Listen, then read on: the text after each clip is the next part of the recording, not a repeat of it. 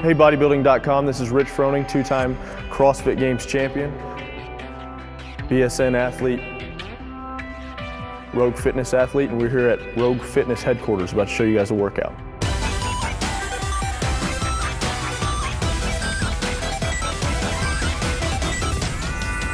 All right guys, the workout today we're gonna do is 15, 12, 9, 6, 3 of shoulder to overhead pull-ups and 30 double unders in between each set. So the 15, 12, 9, 6, 3, you're actually gonna do 15 shoulder to overhead and 15 pull-ups.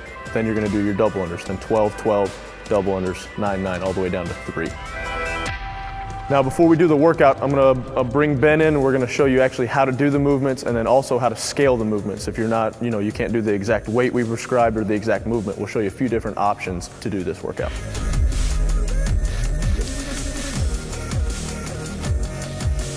All right, so the first movement we're gonna show you is the shoulder to overhead. There's a few different variations you can actually do with this. You can do a shoulder press, a push press, or a push jerk. So I'm gonna show you all three options.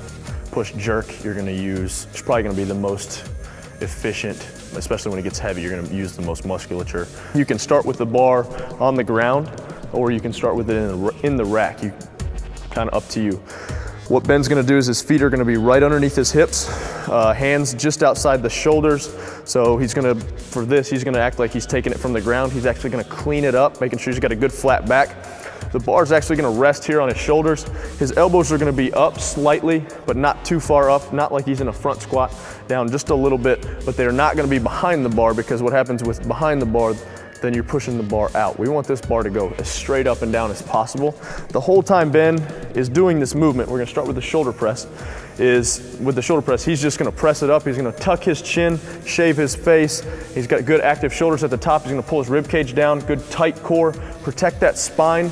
We've got good support all the way through the movement. Coming back down the same exact bar path, the more straight up and down we can go, the more efficient it is, the better it is, the safer it is.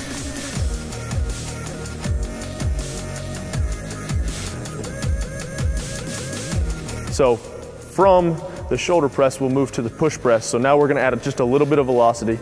You start getting tired out. You wanna, save your shoulders a little bit, use the legs. He's gonna just quick little dip of his knees. He's gonna drive it up, using the momentum he gets from that dip from his hip. He's not actually, so bring it back down. He's actually gonna use that little drive he gets, little momentum on the bar, and then just continue the press, just like the shoulder press, but he's just gonna add a little bit of dip with his knee, keeping his chest good and upright. One thing he's not gonna do is dip his chest forward, because then the bar's gonna go out once again. We wanna keep this bar over his center of mass the whole time if we can. Safer, more efficient, easier.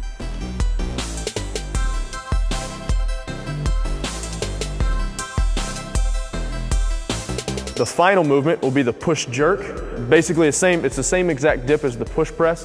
It's the same press as the shoulder press. All he's gonna do is retreat just slightly under the bar and receive it when he goes to catch it. So go ahead and drive it up. He's caught it here.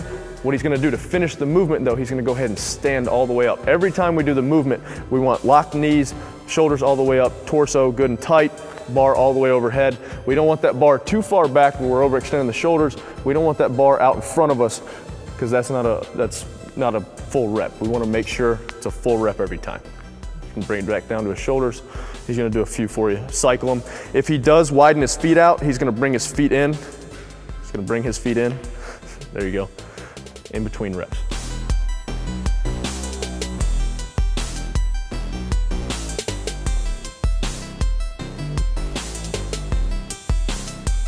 All right, so the next movement we're gonna show you is the pull-up.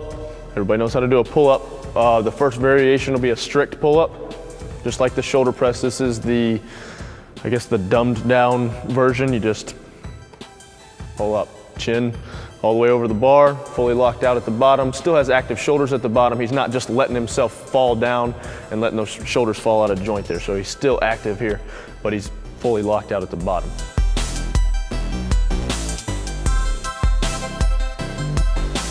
Next, what we'll do is we will add a little bit of velocity to it, just a kipping pull-up. So he's actually, a lot of people get the negative, oh, they're just flailing around on the pull-up bar. but the whole point of the kipping pull-up is to increase the work done in shorter amount of time. So what he's actually gonna do is, it's not really a foot-driven movement or a leg-driven movement, it's more right here in the core. He's actually gonna go ahead and get a little swing, and he's gonna kip himself up there. Chin still over the bar, shoulder still locked out, still active shoulder. That's a regular kipping pull-up right there.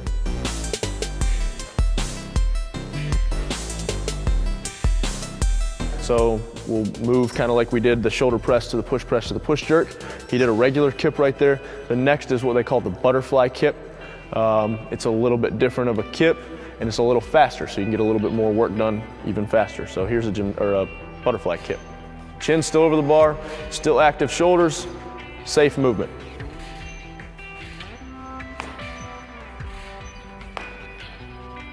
Now if you have to, just like the shoulder press where you can take weight off, what you can do with the pull-up is you can either do it on a assisted pull-up machine. You can use a band, hook your foot in the band to assist you. You can do jumping pull-ups from a box. You can do inverted rows if you need to, for however challenging you want to make it. All right, the final movement of the workout, double unders. A lot of people will hate these. So there's a couple things. The rope's gonna go around twice for every jump. One of the common faults that we see is a lot of people, when their hands are out, go ahead and bring your hands out, what they'll do is they start bringing their hands out, which shortens the rope, so then you start busting yourself in the shins, okay? We want to try to keep those hands pretty close to you, slightly in front of you. Try not to go too far behind. Don't let them come up. You want to try to keep them just arms bent, relaxed. A lot of people get frustrated. They try to, it turns into more of a painful experience than a positive experience. So when we have Ben do a couple double unders for you, it's more of a timing issue than anything.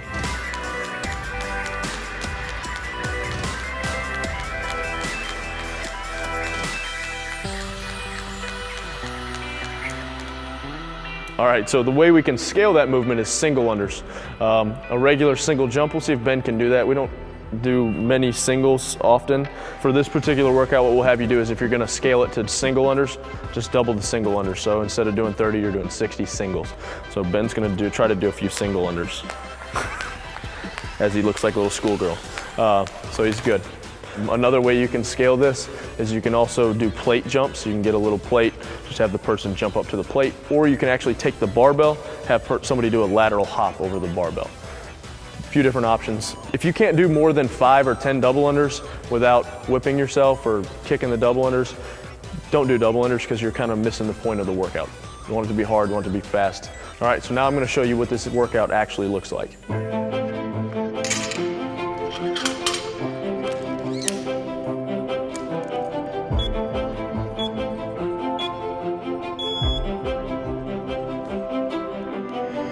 This workout really for anybody.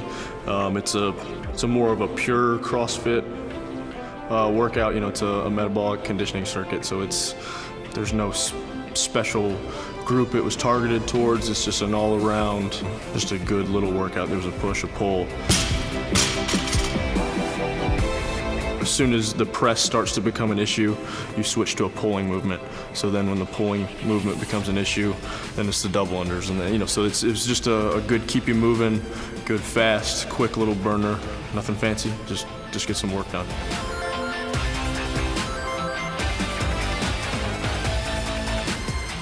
I was never a show bodybuilder, but I mean, I did the bodybuilding type, the chest and back, bi, tri, legs. I started doing CrossFit, and then just kind of as a supplement type thing, then just fell in love with it and haven't looked back since.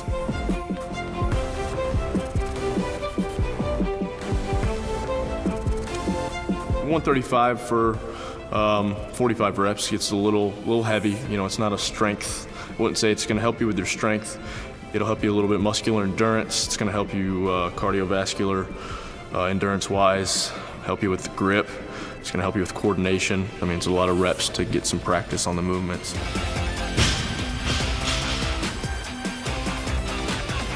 You know, like I said, once you start getting fatigued with the press, switch to a pull. After the pull, the double under just get you out of breath. You know, tax the forearms just a little bit, enough to make the pull-ups not as easy.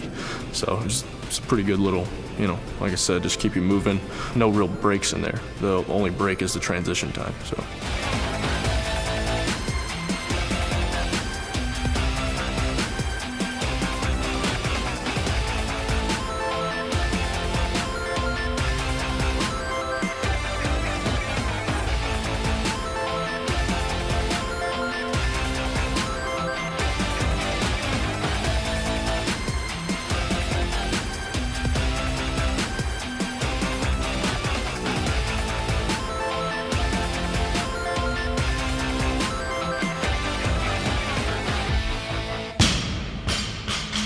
The beauty of CrossFit is, we say it's infinitely scalable, and it really is. We talked about how you could take each of the movements, the press, and you could back it down to however your skill level. If you don't have the coordination to push jerk, just shoulder press. You don't need that velocity on there. You're still getting the work done. You're still doing the movement. We're not really changing the movement. We're just, adding a little bit of speed to it. Recruiting a little bit more musculature, doing that type of thing. Same thing with the pull-up and the double under. I mean, you could really take this down to a basic level to where anybody could literally do it. Even if they have a shoulder issue, they could do it with a PVC pipe. They could do it with 5-pound dumbbells, something like that. And that's what's great about CrossFit, is anybody can do it.